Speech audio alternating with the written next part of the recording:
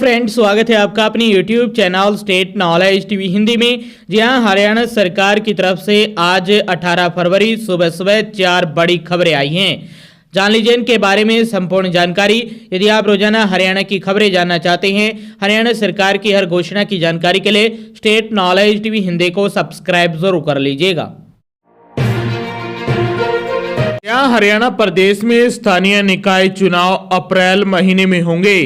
अंबाला, पंचकुला और सोनीपत में होने वाले नगर निकाय चुनाव को लेकर राज्य चुनाव आयोग की ओर से मतदाता सूची को लेकर कार्यक्रम जारी कर दिया है। 28 फरवरी को दावे और आपत्तियां आमंत्रित करने के लिए निगमों की वार्ड वार प्रारूप मतदाता सूची का प्रकाशन होगा, जबकि दावे और आपत्तियां पुनर्निरीक्षण अधिकारी के समक्ष प्रस्तुत करने की लास्ट डेट 7 मार्च रहेगी। 12 मार्च तक संशोधन प्राधिकरण द्वारा दावे और आपत्तियों का निपटारा किया जाएगा। पुनर्निरीक्षण प्राधिकरण के आदेशों के विरुद्ध उपायुक्त के समक्ष अपील दायर करने की लास्ट डेट 16 मार्च होगी। वहीं अपीलों के निपटान की लास्ट डेट 19 मार्च है। मतदाता सूची का अंतिम प्रकाशन 27 मार्च को किया जाएगा। अंबाला, पंचकुला, सोनीपत में नगर निगम चुनाव और रेवाड़ी नगर परिषद का चुनाव होगा। वहीं सांपला, उकलाना, धारूहेड़ा नगर पालिका के चुनाव और टोहाना, झज्जर, राजौद, कनाना, तरावड़ी, साडोरा और करनाल में एक एक वार्ड परिषद के उपचुनाव का आयोजन होगा। तो ये बड़ी खबर आई है आप सभी के लिए। अप्रैल महीने में होंगे चुनाव। हरियाणा में मौसम विभाग की तरफ से बड़ी अपडेट आई है। हरियाणा में मौसम परिवर्तन दर्ज हुआ है। सुबह शाम हल्की ठंड है, दिन में तेज धूप ने लोगों के पसीने छुड़ा दिए हैं। फरवरी में ही मार्च जैसी गर्माहट महसूस होने लगी है।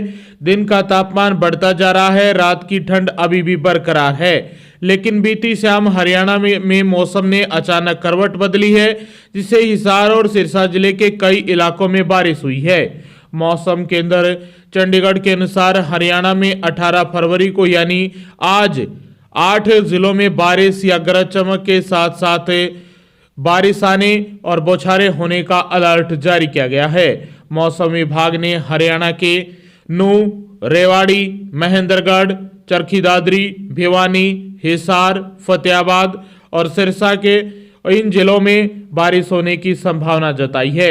इन जिलों में 25% तक बारिश होने की संभावना बनी रहेगी। आज 18 फरवरी को इन क्षेत्रों में गरज चमक और बिजली गिरने और 30 से 40 किलोमीटर प्रति घंटे की रफ्तार से हवाएं आंधी चलने की संभावना है। आईएमडी के अनुसार प्रभावित जिलों में बिखराव वाली बारिश हो सकती है। इस पश्चिमी विक्षोभ का असर खत्म होते ही राज्य में तापमान में अचानक उछाल देखने को मिल सकता है, जिससे दिन का तापमान 30 से 35 डिग्री सेल्सियस तक बढ़ सकता है। वहीं रात का तापमान 10 से 15 डिग्री सेल्सियस तक पहुंच सकता है। मौसम विभाग की माने तो आने वाले दिनों में ठंड समाप्त हो जाएगी और गर्मी की दस्तक पूरे राज्य में हो जाएगी। वहीं 19 फरवरी से मौसम फिर से शुष्क हो जाएगा और 20 फरवरी तक पूरे प्रदेश में मौसम साफ रहने का अनुमान या पूर्वानुमान जारी किया गया है। तो ये बड़ी महत्वपूर्ण अपडेट आई थी मौसम विभाग की तरफ से आप सभी के लिए। हरियाणा में सूचना का अधिकार अधिनियम यानी आरटीआई का जवाब नहीं देने वाले अधिकारियों और कर्मचारियों पर हरियाणा सरकार सख्त हो गई है। जुर्माना नहीं चुकाने वाले अधिकारियों कर्मचारियों के वेतन और पेंशन से अब हर महीने जुर्माने की राशि काटी जाएगी। इसी तरह सरपंचों के मामले को लेकर भी जुर्माना राशि की वसूली उनके मानदेय से 3000 रुपये प्रतिमाह की दर से की जाएगी।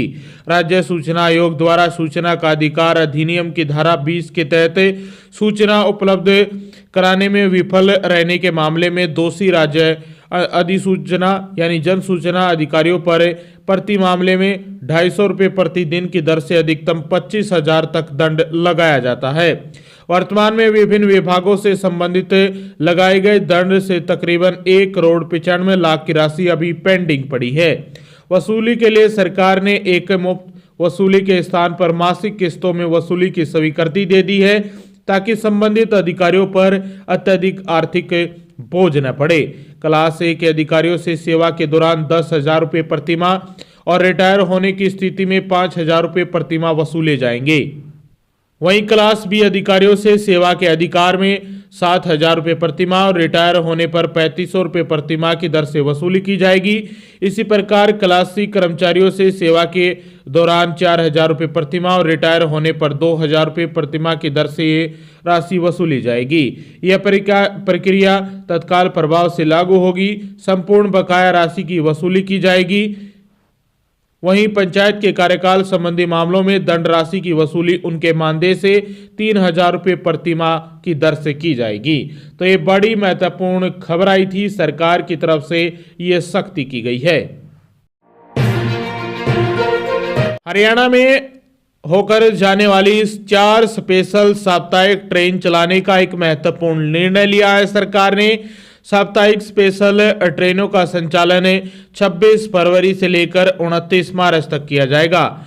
इन ट्रेनों के चलने से खाटू श्याम जाने वाले श्रद्धालुओं को बड़ा फायदा होगा। वहीं हरियाणा में इन ट्रेनों का संचालन रेवाड़ी, गुरुग्राम, लोहारू, महेंद्रगढ़, डबवाली, सिरसा, आदमपुर, हिसार, हांसी और रोहतक स्टेशनों से होगा।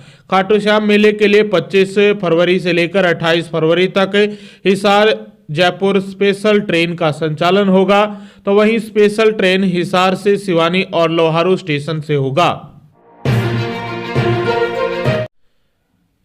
हरियाणा पुलिस विभाग गुरुग्राम ने स्पेशल पुलिस ऑफिसर यानी एसपीओ के पदों पर भर्ती के लिए आवेदन मांग लिए हैं। जो भी उम्मीदवार इन पदों पर आवेदन भेजने के इच्छुक है उन्हें अपने सभी जरूरी दस्तावेज सहित पुलिस आयुक्तालय गुरुग्राम जाना होगा। इन पदों के लिए उम्मीदवार का 12वीं पास और एक्स सर्विसमैन होना आवश्यक है।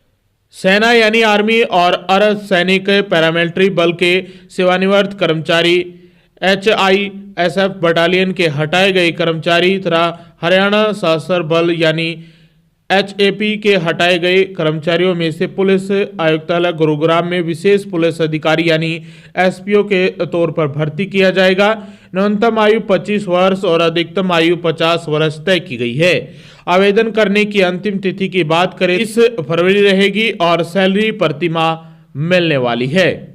हरियाणा की नायब सैनी सरकार ने राष्ट्रीय राजधानी क्षेत्र में खाद्य एवं औषधि सुरक्षा व्यवस्था को मजबूत करने और नियमित रूप से अवसंरचना को बेहतर बनाने की दिशा में एक बड़ा और ठोस कदम उठाया है। इसके लिए 53 करोड़ 21 लाख की मंजूरी राशि से 28 मोबाइल खाद्य टेस्टिंग लेबोरेटरी वैन लगाना और करनाल में जिला खाद्य लेबोरेटरी को मॉडर्न बनाना शामिल रहेगा। यह पहल प्रदेश की जनता के लिए तेज, साइंटिफिक और आसानी से मिलने वाली खाद्य टेस्टिंग सर्विस को मजबूत बनाने की दिशा में महत्वपूर्ण भूमिका अदा करेगी। हरियाणा में दूध और डेयरी उत्पाद को खाने का एक बड़ा हिस्सा माना जाता है और देश विदेश में हरियाणा की पहचान खिलाड़ियों की नर्सरी के रूप में होती रही है। अब पूरे प्रदेश में हाई क्वालिटी फूड स्टैंडर्ड को मजबूत करने के लिए अलग अलग चरणों में 8 state of the art food testing lab बनाए जाएंगे और ये दक्षिण हरियाणा के महेंद्रगढ़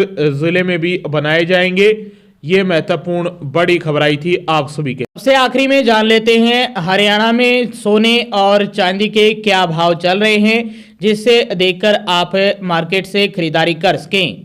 जी हाँ, नमस्कार। आज चांदी में लगातार चौथे दिन गिरावट देखने को मिल रही है। Indian Boolean and jeweller association के मुताबिक 1 किलोग्राम चांदी 7,992 रुपये गिरकर 2,33,300 रुपये पर पहुंच गई है।